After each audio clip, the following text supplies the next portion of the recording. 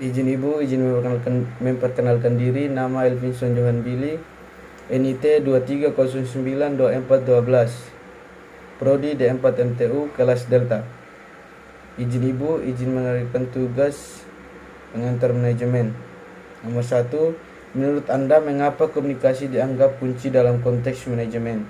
Berikan contoh bagaimana komunikasi yang efektif dalam meningkatkan kinerja organisasi. Jelaskan beberapa hambatan umum dalam komunikasi manajerial dan cara mengatasinya.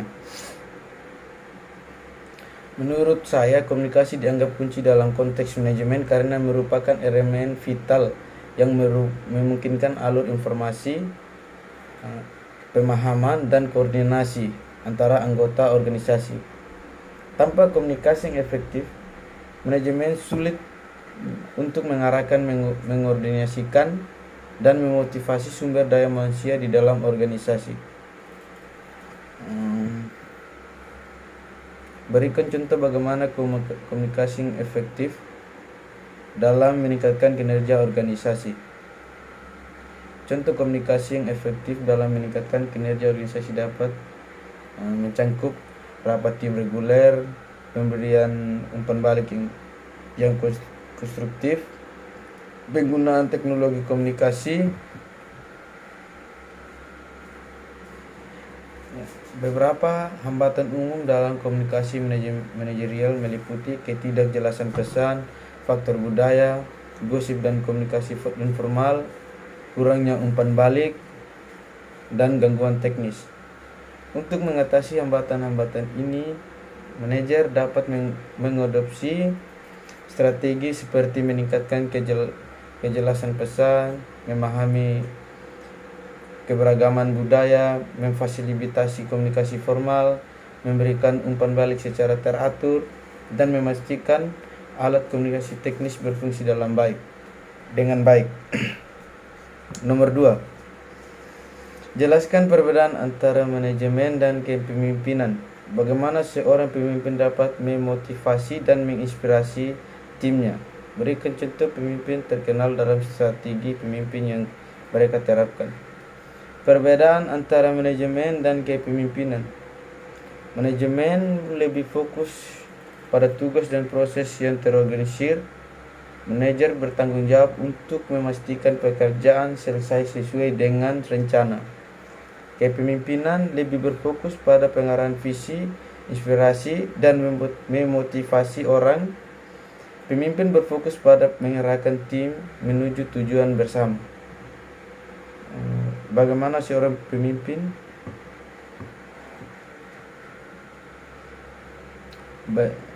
Contoh pemimpin terkenal dan strategi pemimpin yang mereka terapkan.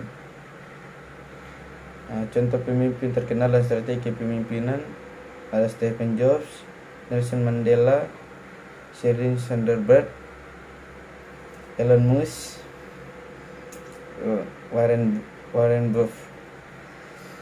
Setiap pemimpin memiliki gaya dan pendekatan yang unik, dan strategi pemimpin yang efektif dapat bervariasi tergantung pada konteks dan karakteristik tim atau organisasi yang dipimpin. Nomor 3. Bagaimana teknologi informasi praktek manajemen saat ini? Berikan contoh konkret bagaimana penggunaan teknologi informasi dapat meningkatkan efisiensi, kolaborasi, dan pengambilan keputusan dalam suatu organisasi.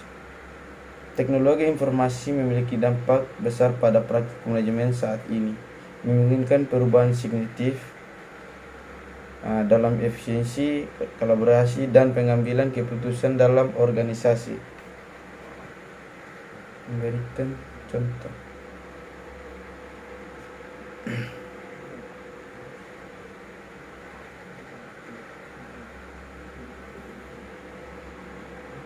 Contoh konkret bagaimana pengguna teknologi informasi dapat meningkatkan efisiensi, kolaborasi, dan pengambilan keputusan dalam suatu organisasi.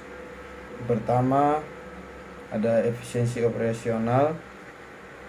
Di dalamnya ada sistem enterprise resource care planning dan automasi proses bisnis. Yang kedua, kolaborasi tim. ada platform kolaborasi dan komunikasi, dan cloud computing. Yang ketiga adalah pengambilan keputusan, analisis data dan big data,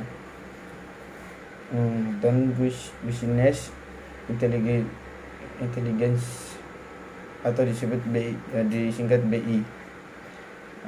Keempat, manajemen sumber daya manusia atau SDM. Di dalamnya adalah sistem manajemen kinerja, sistem manajemen pelatihan dan pengembangan. Yang kelima adalah e-commerce dan pemasaran digital. Di dalamnya adalah platform e-commerce dan pemasaran digital. Dengan pemahaman teknologi informasi ini, organisasi dapat mengoptimalkan operasi mereka, meningkatkan kolaborasi di antara anggota tim, dan membuat keputusan yang lebih baik berdasarkan analisis data yang akurat.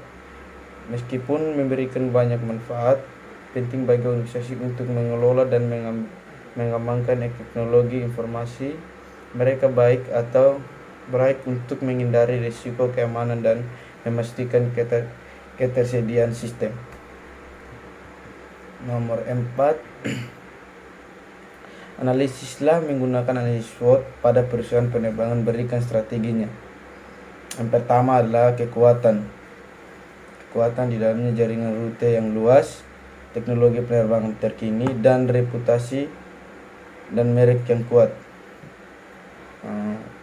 Yang kedua ada kelemahan, biaya operasional tinggi dan tergantungnya pada faktor eksternal. Yang ketiga ada peluang, peningkatan permintaan perjalanan udara, informasi teknologi, dan analisis strategi. Yang keempat ancaman, fluktuasi harga bahan bakar, persaingan yang ketat, dan perubahan regulasi. Strategi berbasis pada analisis SWOT. Yang pertama mengoptimalkan jaringan rute. Strategi mengevaluasi dan memperluas rute yang menguntungkan, meningkatkan frekuensi penerbangan pada rute yang memiliki permintaan tinggi. Yang kedua, efisiensi operasional.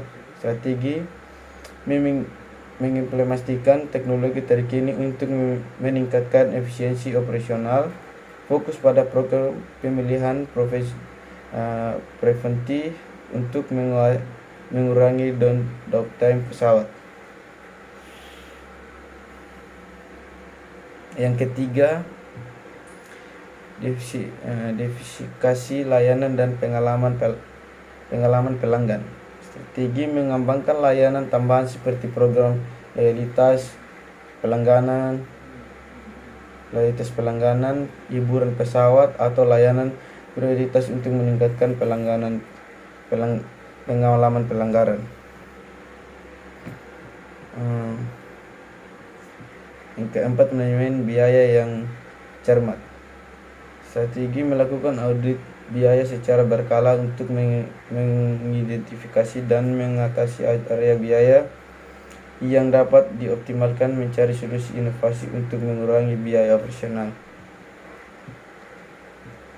Penerapan strategi ini harus sesuai dengan dinamika pasar, perkembangan teknologi, dan faktor-faktor eksternal lainnya. Evaluasi dan pemantauan terus-menerus terhadap lingkungan bisnis dan kinerja perusahaan diperlukan untuk menyesuaikan strategi kebutuhan dan perubahan yang terjadi. Sekian dari saya, terima kasih.